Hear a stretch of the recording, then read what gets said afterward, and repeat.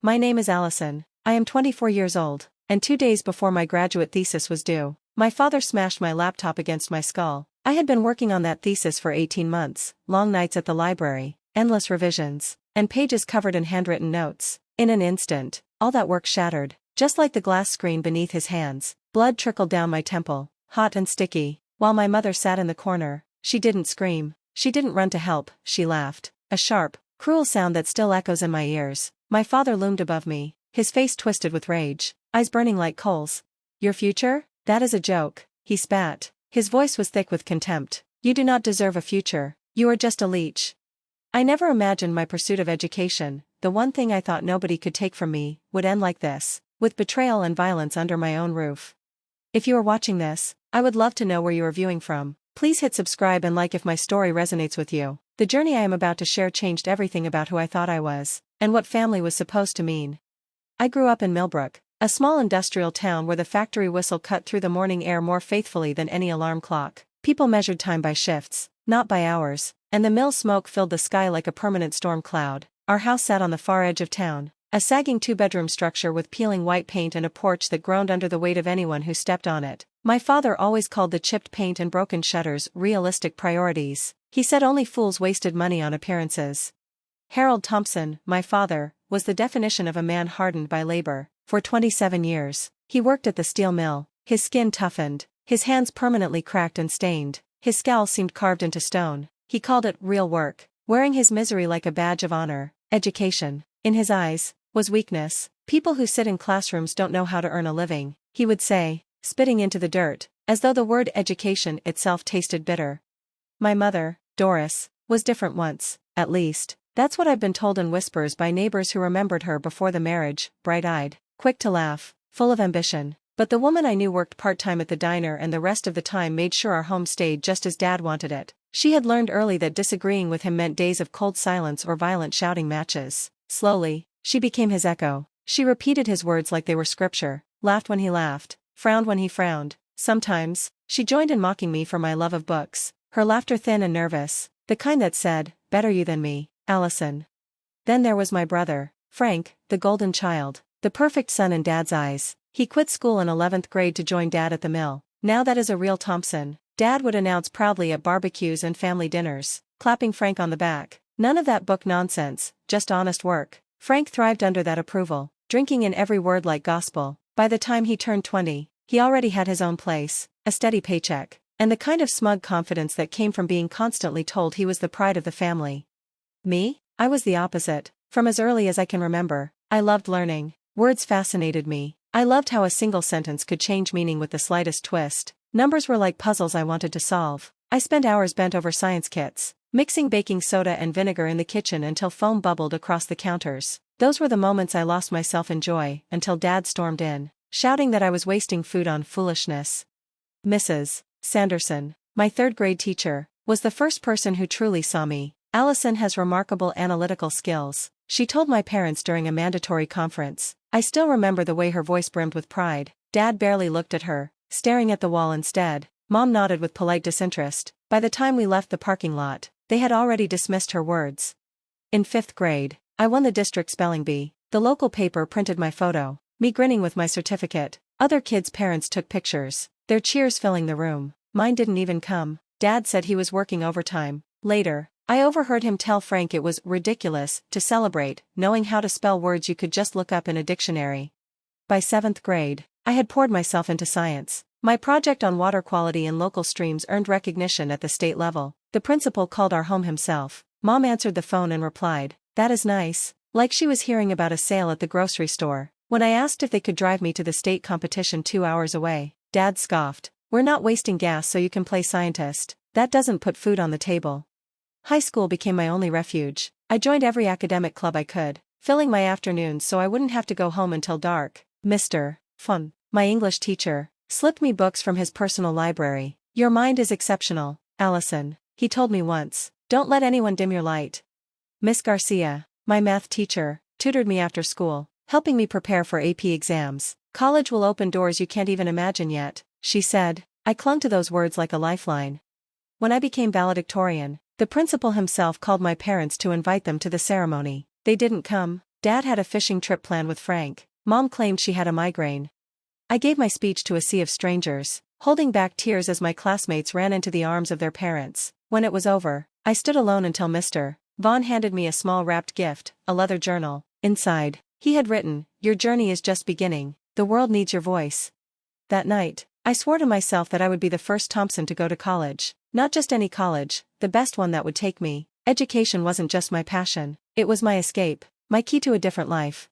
So I worked in secret. Every rejection from my parents became fuel for my fire. I filled out scholarship applications on school computers since we didn't have internet at home. I created a secret email address, used a teacher's mailing address so letters wouldn't arrive at my house. When my classmates proudly opened their acceptance letters in front of cheering families, I crouched in my room with a flashlight, rereading mine by myself. I hid them under a loose floorboard, the embossed university logos glowing like treasure maps in the dark. The day of graduation, Dad asked me casually, "So, you start at the mill next week, right?" He said it like it was already decided, like my life had only one road.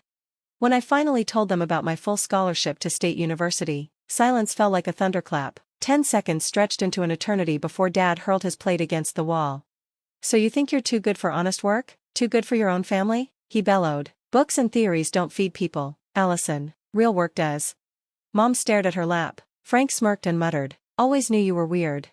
That night, I packed quietly. Each item I placed into my suitcase felt heavy, not because of its weight, but because of what it represented. I was leaving behind not just a house, but a history of silence and scorn. The bridge behind me was burning, but for the first time, I wasn't afraid. With every shirt folded, every book tucked away, I felt like I was reclaiming pieces of myself they had tried to erase.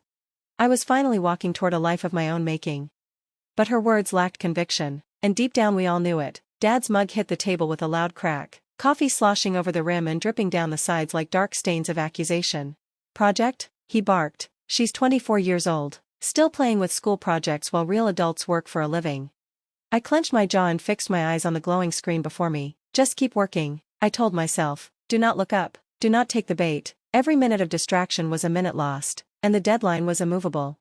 At 9:30, Frank arrived, as if summoned by fate. His visits had grown more and more frequent during the final weeks of my thesis work, his timing uncanny, always managing to intrude right when my focus was deepest. He breezed through the front door without knocking, loud and unbothered, his presence filling the air like smoke. "Family breakfast?" he boomed. "Mom said you were cooking, Dad." He tossed his keys onto the counter, the clatter like a deliberate disruption. Then, as if on cue, he leaned over my shoulder, his breath warm against my ear. "Still writing that paper? Thought you'd be done by now." "Thesis," I corrected automatically, refusing to meet his eyes. "And yes, I'm finishing it today." Frank's laugh was a weapon, sharp and dismissive. "Thesis, paper, homework, same thing. Hey, did I tell you guys? I got that promotion at the mill, supervisor now, full benefits, pension, the works." Dad's face lit up with a pride he had never once shown me. "That's my boy," he said warmly. "Real work, real rewards, none of this degree nonsense that never ends." The words hit me like blows I wasn't allowed to defend against. I pressed harder on my keyboard, channeling every ounce of rage into silence.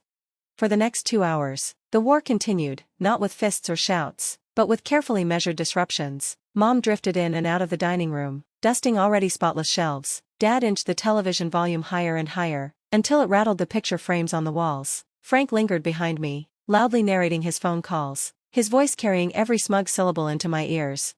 By 11:30, I was frayed and raw, yet so close to victory I could taste it. The thesis was complete, formatted, polished, citations locked in place. One last step, save and submit through the university portal. I was going to make it, despite them all. And then the screen froze. Error message. No connection available. My heart stopped. I grabbed my phone, no service there either. I forced myself to breathe as I walked into the living room, where Dad sat comfortably in front of the television, streaming without a single hiccup. "The internet's out in the dining room," I said carefully. "I need to submit my thesis in the next 30 minutes. Can you check the router?" He didn't even glance at me. "Internet's fine for me." Panic rose like a tide. "It's not working on my laptop or my phone. Please, this is critical." Slowly, he turned his head, his face unreadable. "Funny how these emergencies always show up when it's your schoolwork. Never any issues when your mother needs help around here." Something in my chest went cold. "You did something to the internet?" That smirk, the satisfied curl of his lips, was all the confirmation I needed. "My house, my rules, Maybe I put on parental controls. Maybe the dining room's a no computer zone now. Blood roared in my ears. 18 months of work, dozens of sleepless nights. This is my future. I need 5 minutes, Dad. His laugh was low, bitter. Your future? That's a joke. He rose to his feet, towering over me. What kind of future comes from sitting behind a screen? Frank has a house, a promotion, a real life. What do you have? A pile of papers nobody will read, and debt. Mom appeared in the doorway, but her silence was agreement, not rescue. I'll reset the connection myself, I said, stepping toward the router. His hand clamped onto my arm, fingers digging in hard enough to bruise. You do not touch anything in my house without permission. I ripped free. This is insane. I just need the internet for 5 minutes. He sneered. Your excuse for avoiding real responsibility. Your so-called education that makes you think you're better than us. The truth crystallized like ice in my chest. This was never about my education, I said quietly. It's about you. You're threatened because I chose a different path. His face darkened. You ungrateful little. I cut him off, the one act he could never forgive. I'm not ungrateful, I'm ambitious. I'm not letting you sabotage me just because you can't understand me. Laptop in hand, I turned for the door. The clock was ticking. I could still make it to campus. Maybe. But his footsteps followed, heavy and deliberate. You think you're smarter than everyone, he hissed, better than your family. I ignored him, packing quickly. Look at me, he growled, slamming his palm on the table. I clutched the laptop tighter. We can talk later, I have to go. There is nothing to talk about, he snapped, his voice edged with violence. You need to learn your place. My place isn't here, I said, surprising myself with the steadiness of my voice. It never was. Something in his eyes broke then, a dangerous shift. In that instant, he wasn't my father anymore, just a man who couldn't bear being defied. His hand shot forward, seizing my laptop. For a moment I thought he would simply hide it, a childish punishment. But then he lifted it high above his head, muscles taut with fury. Our eyes locked. His held no hesitation, no second thoughts, only cold intent. And then, with terrifying force, he brought the laptop crashing down against the side of my head.